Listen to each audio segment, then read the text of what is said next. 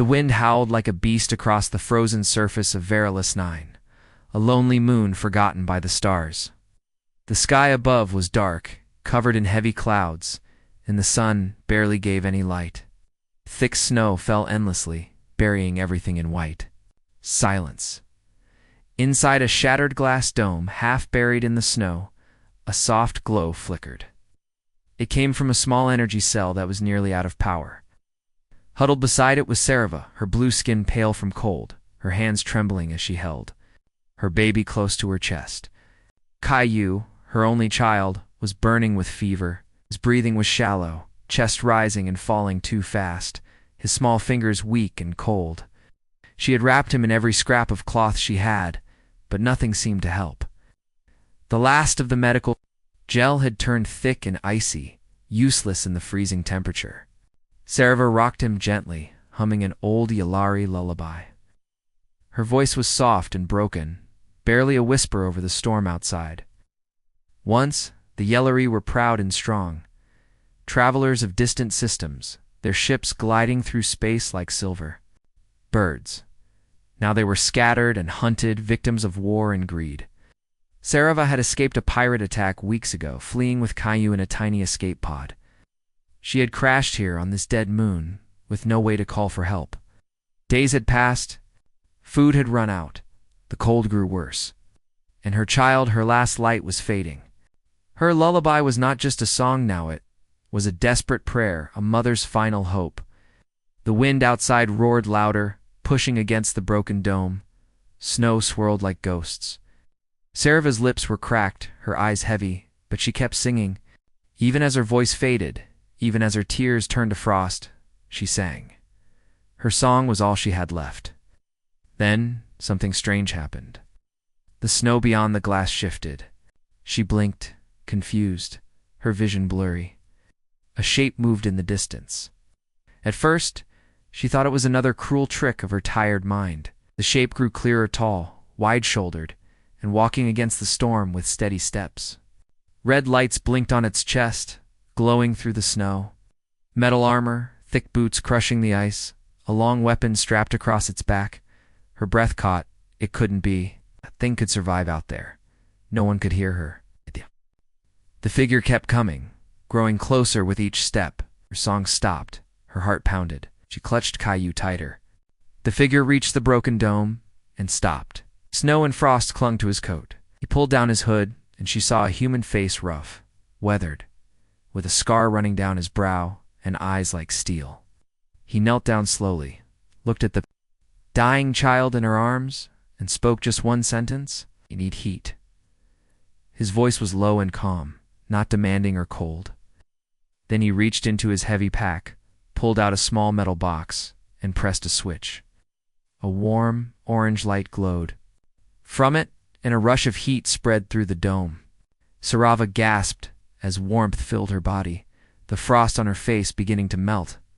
But her eyes stayed on the man. Who was he? Why was he here? She opened her mouth to speak, but her throat was too dry. Still, he didn't wait. He moved quickly, pulling out a roll of thermal blankets, setting up a heater, and checking Caillou's temperature with a device she had never seen. He worked like a soldier, fast and focused, but his hands were gentle. When he looked at Caillou, there was no fear or disgustingly concern. Then he looked at her and said quietly, "I'm Corbin Hale, Earthborn Ranger. I'm going to save your child." Serva stared at him. She didn't know what to say. She didn't know if she could believe him. But as the warmth grew and her baby's breath slowed, no longer shaking and wild, she knew one thing was real. He was here. Not a ghost, not a dream. A human standing in the storm. And somehow, against all reason, he had come for them. Sarava sat frozen, not from the cold anymore, but from disbelief. The man before her, this human, Corbin Hale, had stepped through a deadly snowstorm like it meant nothing. He moved like someone who had done this before, like someone who had seen worse. His thick coat hissed with steam where it met the heat from the small fusion stove he had set down moments ago. The orange glow from the heater bathed the broken dome in a soft light, chasing away the deep blue shadows of the icy world around them. Oh, Corbin worked without wasting a second. He pulled out tools, checked the dome's frame, patched a few holes with thick sealant foam, and then went back to her and Kailu. Sarava hadn't moved much. She was still cradling her baby, whose skin looked slightly less pale now thanks to the warmth, but he was still weak, still struggling to breathe. Corbin knelt beside them and took out a small injector. "It's a microhealer," he explained. "Simply Earth tech. Safe for most species." Were hesitated, but she saw the calm in his face. Not arrogant, not pushy, just focused. She gave a small nod, and he gently pressed the device to Kelu's neck. A soft beep, then a tiny hiss. The baby flinched, but then gave a weak little sigh, as if his body had been given a reason to hold on a little longer. Corbin nodded to himself, then reached into his pack again and pulled out a soft warming pod. He carefully lifted Caillou from Sarava's arms, wrapped him in the pod, and placed him near the heater. Sarava felt strangely light, her arms empty, but also strangely safe, as if she could breathe for the first time since the crash. She looked at the human, really looked. This time, his eyes were sharp and steady, scanning the space, checking corners, measuring threats. A long rifle was strapped to his back, and a sidearm hung at his hip. His armor wasn't clean. It was scratched, dented, patched in places. He had been through a lot, and yet he was here. "Why?" she managed to ask, her voice rough. "Come to this moon?" Corbin glanced at her as he set up a small energy shield around the pod. Your old signal was still broadcasting. Weak, but still there. I was nearby, chasing pirates. Picked it up, he paused, then added didn't. Feel right to ignore it. Sarava blinked slowly. So many had ignored her people's cries. So many had looked away. This human had not. He adjusted a scanner on his wrist and frowned slightly. "Your kid's stabilizing, but this storm's getting worse. Can't stay here long." His voice stayed calm, but Sarava heard something behind it, a warning. Corbin stood and looked out through the cracked dome wall. The snow was thick again, blowing sideways. Red lights blinked in the distance. Then more. Sarava felt her heart tighten. "What is it?" "Shh," I asked quickly. Corbin's eyes narrowed. "Drones, not mine. Pirate scouts. Looks like they tracked your signal too." He moved fast then, rolling up his gear, snapping shut his pack. He pulled his rifle off his back and checked the charge. "They move fast," he said.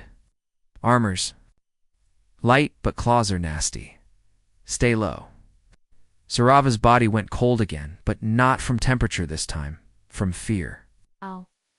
She looked at Caillou, still wrapped safely, then at Corbin. He wasn't panicking. He was preparing. Outside, the red eyes came closer. Dozens now, flying low, skimming over the snow like silent hunters. One of them let out a shrill mechanical screech. Then all of them sped up. Corbin didn't waste time. He stepped in front of Sarava and raised his rifle. His feet were steady, his breath calm. "When I say move," he told her, "grab your child and stay close. I'll clear us a path." Wava opened her mouth to protest, to ask how he would take on so many. But then the first drone fired. Corbin rolled aside, returned fire, and the drone exploded mid-air. He didn't cheer, didn't flinch, just moved to the next one. Laser bursts filled the air, glowing red and green against the white snow. Sarava ducked behind a chunk of wall, clutching her child and watching as the human fought like a storm made flesh. He didn't just shoot, he used the snow, the angles, the falling ice. He predicted their moves. Every step was planned. Another. Drone down, then another.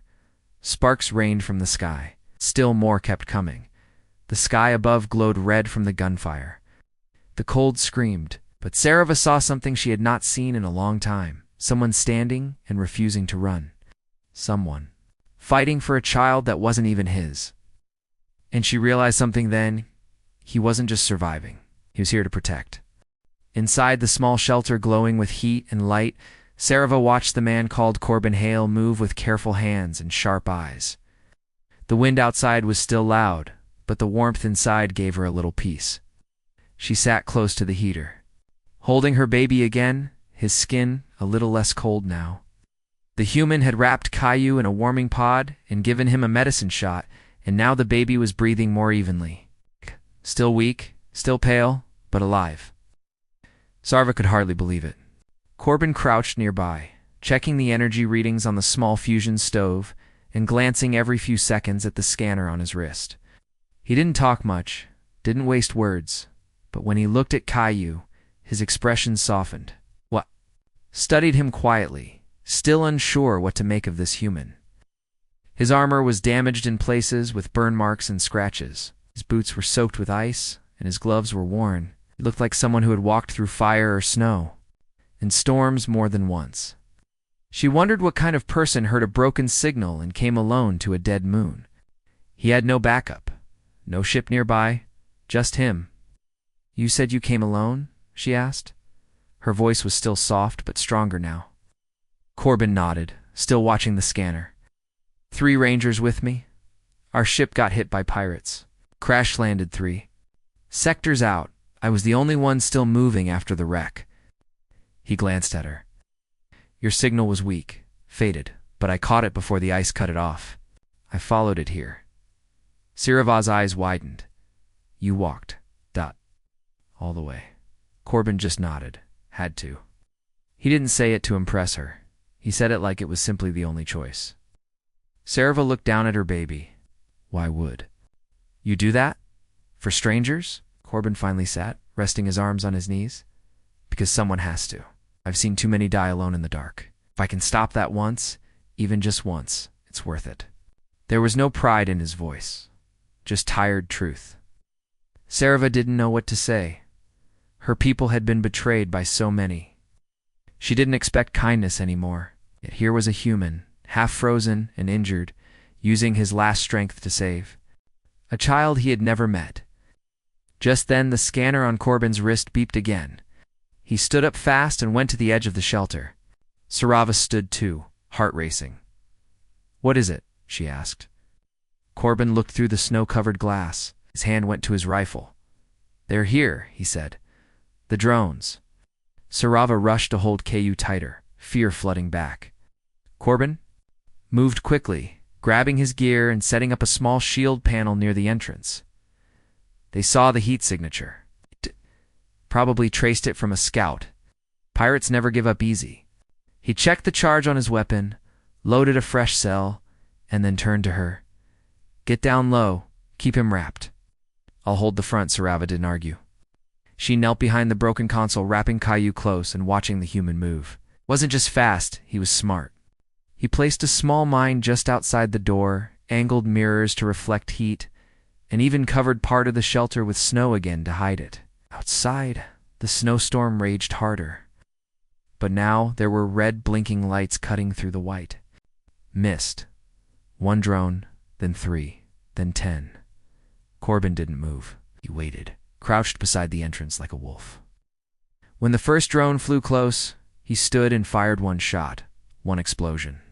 The other drones screeched and rushed in, but Corbin rolled aside and fired again. Another one dropped. He moved quickly, using the shelter wall for cover, ducking low, then leaping up to fire. Shot was careful. Measured. Sarava watched. Him, with wide eyes. She had seen soldiers before, but not like this. He didn't panic. He didn't waste energy. Even when a drone's claw scraped his shoulder, he turned, shot at point blank, and kept moving. Sparks and fire lit the snow outside, as the heat of battle mixed with the frozen wind, and steam rose from the broken ground. Still more drones came. 1 slipped past, buzzing toward her. Sarava screamed and turned her body to shield Caillou, but then Corbin was there, leaping through the air, grabbing the drone mid-flight and slamming it into the ground. He drove a blade into its eye. The lights on it blinked, flickered, then went dark. Sarava could barely breathe. Corbin stood over them, chest rising and falling, blood on his face, steam rising from his armor. They'll keep coming, he said. We need to move. Sarava looked around. Move where? Corbin pointed to the storm beyond. Old relay station east of here? Might still have signal power. I can get you there. Maybe someone will. Hear us. Sarava nodded slowly. She didn't know how he would make it, but now, deep in her heart, she believed he could. because somehow this human had walked through death itself and he wasn't done yet. Snow flew in wild circles as the wind howled louder, but Corbin didn't slow down. His strong arms moved fast as he gathered broken drone parts and pieces of metal from the wreckage. Sarava sat close by, rocking Caillou gently, wrapping the child. In the warming pot again. She could still hear the battle echoing in her ears, the gunfire, the crashing metal, the hiss of fire meeting snow. Corbin had fought like nothing she had ever seen. Didn't fear the machines, didn't pause to rest. Even now, after bleeding and limping from a deep scratch across his side, he kept building. With strong rope and a few pieces of flat armor, he built a sled. He used part of a drone engine to craft a small thrust device. It wasn't fast, but it would carry Sarava and her baby across the plains while he pulled it. The warmth from the shelter was fading fast, and the sky above was already darker, with clouds rolling in like waves. Corbin checked his map and pointed. East. We reach the relay tower before sunset, or we freeze. No other choice. Sarava nodded, though fear still sat heavy in her chest. She had nothing left to lose, and she trusted this human more than anyone she'd met in years. Carefully, Corbin helped her and Caillou onto the sled and covered them with a thick thermal blanket. The small engine hummed quietly, adding a bit of speed, and then the human leaned forward, gripped the harness, and began pulling. The ice cracked. Under his boots, the sled sliding behind him as he moved through the storm with his head down. Hours passed. Snow whipped across their faces, the cold trying to bite through their clothes. Sarava held Caillou close, whispering soft songs and watching Corbin. He never stopped. His back was hunched, his steps heavy, but he didn't fall. Every few minutes, he would check behind him, make sure they were safe. He said nothing, just kept walking. Once they passed the remains of a ship sticking out of the snow, twisted and blackened. Ow. Another time, they saw strange claw marks in the eyes, deep wide, and not from any drone. But Corbin pressed on. Then, as they neared a rise in the land, he stopped and raised his arm, motioned for silence and crouched low, pulling out a scope. Sarava followed his gaze, and her heart sank. Down in the valley below, just at the foot of the old relay tower, a large ship sat like a giant beast in the snow. Black metal, sharp wings, red engines glowing faintly. Around it, smaller shapes moved, pirates. They were unloading weapons, setting up scanners. 2 groups of them guarded the tower. They got here first, Corbin whispered. They're hunting too. Sarava's mouth went dry. What do we do? Corbin's eyes stayed fixed on the enemy. They haven't seen us yet, but they will soon. He looked at the sky then. At the tower? If we reach the control room, I can boost a signal. That'll call help. Real help. She swallowed hard. Oh. Corbin turned to her and pulled out a small device from his belt. This is a surge trigger. I overload their scanner grid. Big flash, big boom. While they scramble, you take the sled, go straight for the tower. Sarava felt her heart thud. Harder, what about you? Corbin smiled slightly, though it was tired. I'll draw them off. It's what I do. She reached out and touched his arm. You'll die. Corbin met her eyes, and in that moment she saw the truth behind the steel. He was tired. He had lost friends, had walked through fire and snow for people he didn't know. But he still stood, still fought. Maybe, he said softly. But if I don't try, you both die anyway. Before she could answer, he stood, strapped his rifle tight, and sprinted off to the side, disappearing into the storm. A moment later, distant shouts rang out, followed by flashes of light. Then, a deep blast shook the air. Arts turned and ran toward the sound, yelling in confusion. Sarava knew what she had to do. She grabbed the sled's controls and kicked the small engine. It jumped forward, gliding down the hill fast. The wind screamed around her, but she held on. Behind her, gunfire echoed, then more explosions. Didn't look back. The tower grew larger, lights blinking slowly. She saw the doorway ahead. Just a few more meters, just a little further.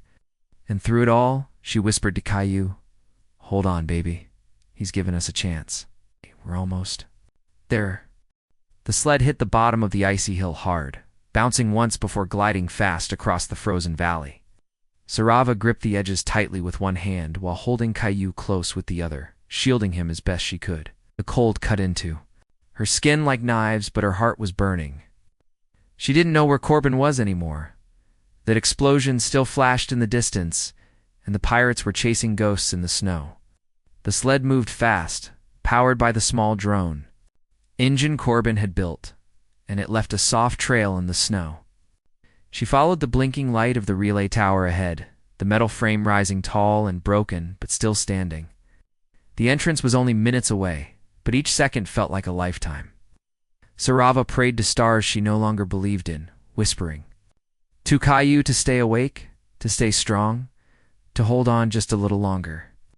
The wind pushed against them, trying to slow the sled, and the sky above rumbled like thunder. Then came the sound she feared most to high, sharp screech. She looked back and saw two pirate drones flying low, having noticed the moving sled. Ow. Their red eyes glowed like fire in the dark, and their claws extended, ready to strike. Ow. Cried out and leaned forward, trying to make the sled go faster. The tower was close now, close enough to see the frozen panels and the broken cum dish at the top. One of the drones fired a warning shot. It struck the ice just ahead of her, sending snow and shards flying. The sled jerked, but Sarava kept it steady. She reached the tower, slid the sled under the overhang, and jumped out, still clutching her baby. Her legs almost gave out from the cold, but she forced herself to stand and run. She pushed through the heavy doors of the tower and slammed them shut behind her just as the drones reached the outer platform. Inside, the air was stale and freezing. Dim emergency lights flickered along the hallway, casting long shadows. She didn't stop to rest. Holding Caillou close, she hurried up the stairs toward the control room at the top. Every step was slow and painful. Her boots slipped on the ice-covered metal, and her breathing grew heavy, but she kept moving. Caillou stirred faintly in her arms, his small face pressed against her shoulder. At last, she reached the main control room. Doors were stuck, but she kicked them open with all her strength. Inside, old screens blinked softly, and shattered glass crunched under her feet. Dust covered everything. But the main panel still worked barely.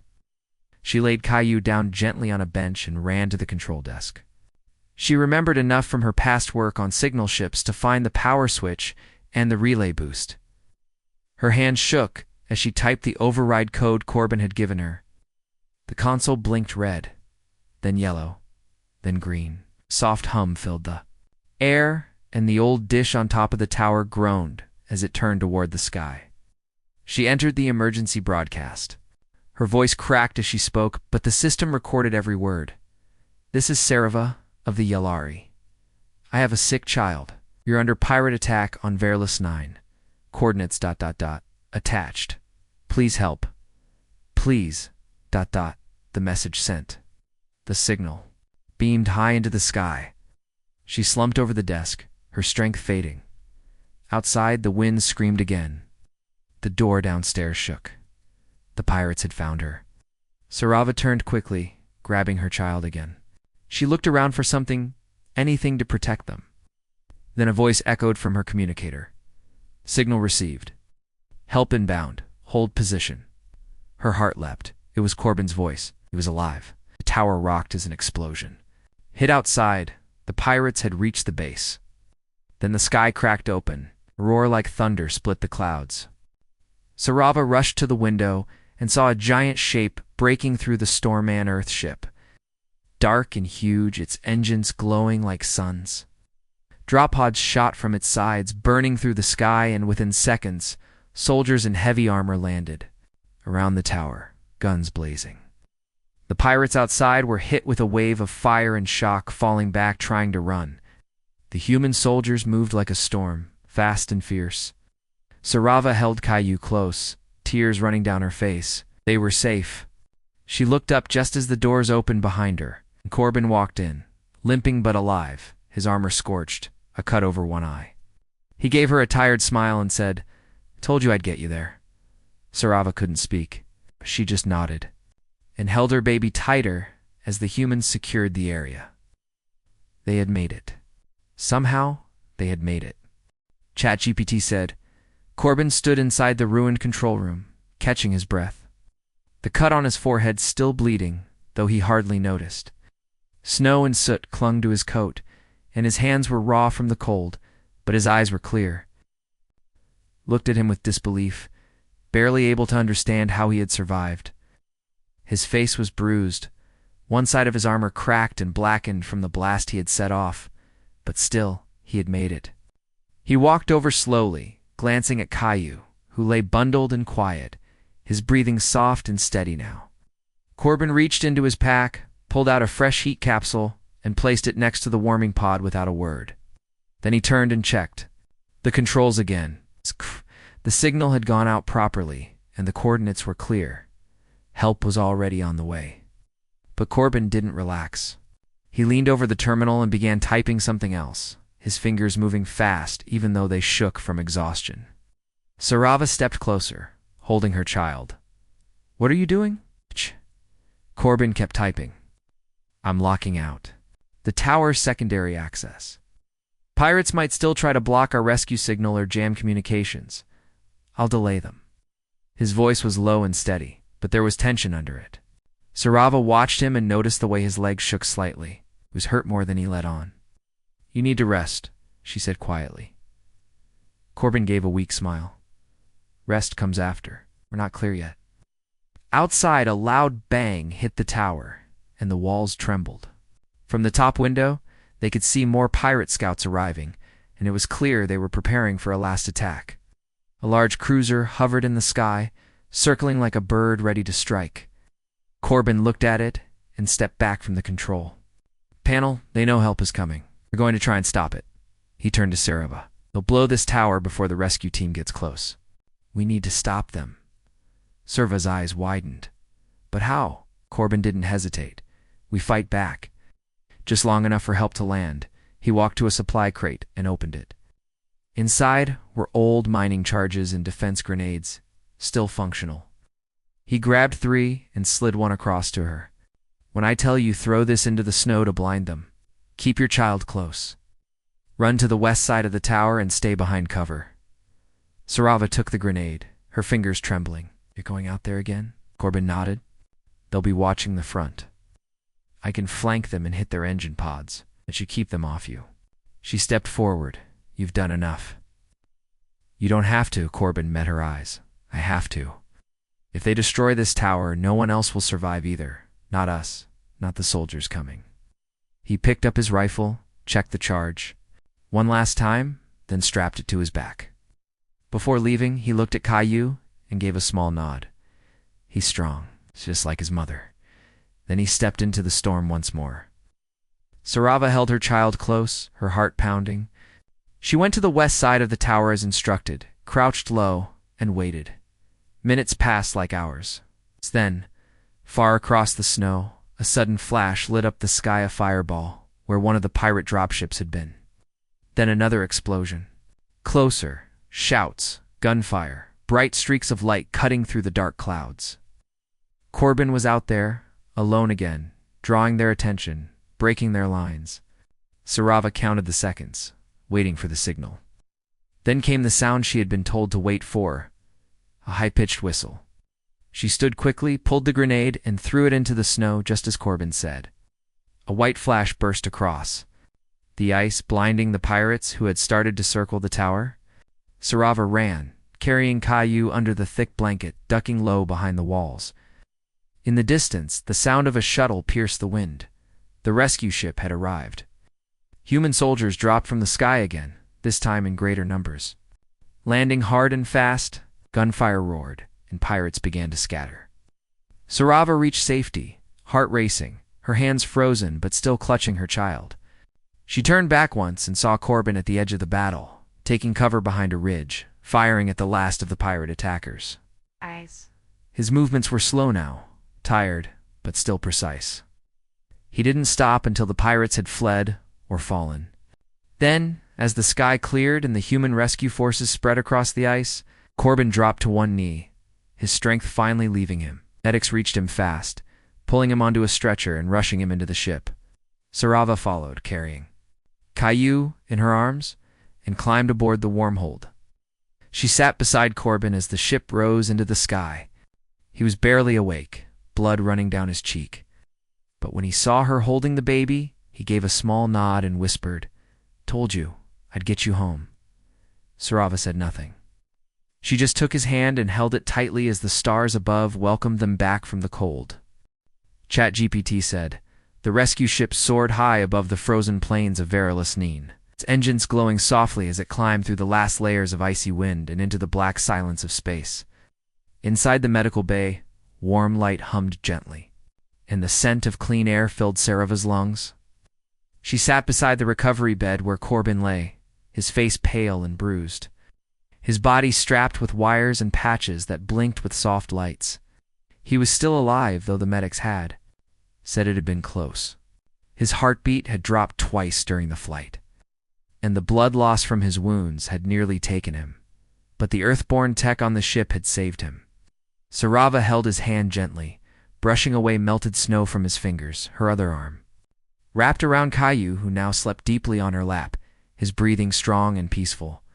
The warmth of the cabin, the low hum of safety, the quiet buzz of the ship's controls, it all felt strange after so many days of cold and fear. For a moment, she just sat there, letting her body rest and her heart settle, barely believing it was real.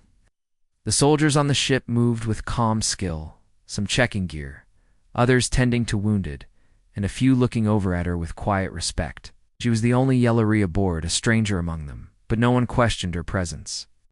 They had heard the story. News spread quickly between crew members, passed in quiet voices. A human ranger, alone, who had crossed the dead snow plains to save a mother and child. A man who had taken on a pirate squad with nothing but a rifle and pure will. Soldiers glanced at Corbin with something like awe, others like pride. He had done what most would never even try. He had walked through death because someone needed help. The captain of the ship, a tall woman in dark blue armor, came over and knelt beside Sarava. Her voice was calm and respectful. "We're taking you both to Haven Station. You'll be safe there. Full care, full protection. No more running." Sarava looked up at her, eyes still heavy with tiredness. "And him?" she asked softly. The captain gave a small smile. "We'll get the best treatment we have. He earned that and more." Then she stood and walked away, leaving Sarava in the quiet once more. She looked at Corbin's face, at the scar over his brow, at the small twitch in his fingers, as if his mind was still fighting somewhere deep inside. She didn't know why he had chosen to help them. He didn't know her. He owed her nothing. But he had come, and no one else would. Her people had sent dozens of signals, and no one answered. But he had. Not for reward, not for glory, just because it was right. She remembered what he had told her. Someone has to. And now, because of him, Caillou would live. The thought made her eyes water, not from sorrow, from something deeper. Hope. For the first time in many seasons, she believed her child would see a better sky. Time passed slowly. The ship began its final approach, and through the small window, Sarava saw the lights of Haven Station twinkling in orbit, a giant, peaceful wheel turning above a green and gold planet. As the ship docked and the airlock opened, a team of medics rushed in to take Corbin on a hoverbed. Sarava followed closely, her child wrapped warmly in her arms, and she stepped into the station's wide, bright corridors. People turned to look. As the soldiers led her through, some paused, others whispered, but no one stopped her. A medic guided her to a private room with soft beds and clean water, where she was told to rest, to breathe, and to let go of fear. She sat down slowly, still holding Caillou, and looked out the window at the stars. A gentle knock came at the door. It was one of the soldiers, a younger one with a kind face. "He's stable," he said with a small smile. "You can see him once he wakes up. This might be a day or two, but he'll pull through." Sarava nodded. Her voice stuck in her throat. She looked down at her sleeping son and whispered, "He's the reason we're still here." The soldier smiled again. "He's a ranger. That's what they do." Then he left quietly. Alone in the room, Sarava leaned back against the soft wall, the weight of her journey finally lifting from her shoulders. The snow, the hunger, the fear it was behind her now. She looked at Kelu's peaceful face, then closed her eyes for the first real sleep she had known in weeks. Somewhere on the station, Corbin Hale rested too, scarred but alive, the man who walked through a storm to save a stranger. And across the galaxy, as word spread, more people began to believe in the old idea that maybe, just maybe, there was still something good out there in the cold, something human. ChatGPT said. 2 days passed in quiet peace aboard Haven Station, with soft lights, gentle voices, and warm air replacing the fear and ice that had filled Sarava's life for too long. Kelu's health improved quickly under the care of the human. Medics, his fever finally gone and his strength returning bit by bit each day. He smiled for the first time since the crash, his small fingers curling around his mother's hand, and Sarava could barely hold back her tears. She stayed in the recovery room most of the time, watching the sky through the wide window, always thinking about the man who had given them this second chance. Then the moment she'd waited for, command officer arrived at her door and said, simply, "He's awake." Her heart jumped, and she held Caillou close as they walked down the quiet hallway to the medical wing.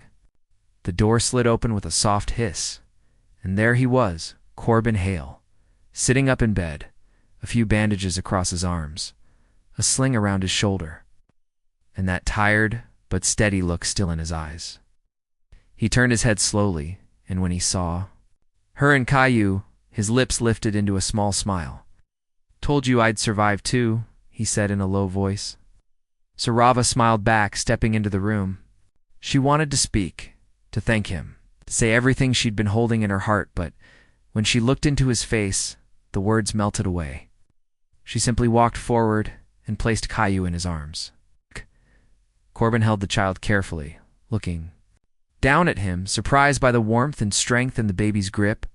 Caillou giggled softly, curling into the man's chest. For a long moment, the room was silent. Then Sarava sat beside him and said, "You didn't just save our lives. You reminded me that hope still lives even in the coldest places." Corbin nodded slowly, his eyes not leaving the baby's face. "You and your boy. You reminded me why I became a ranger in the first place." The next few days were quiet but meaningful. Sarava stayed close as Corbin healed, and Caillou often refused to sleep unless he was near the man who had carried them both through the storm. Word spread through the station about the yellery mother and the baby who had been rescued by the lone ranger. Some people came by just to see them, to shake Corbin's hand or offer help to Sarava.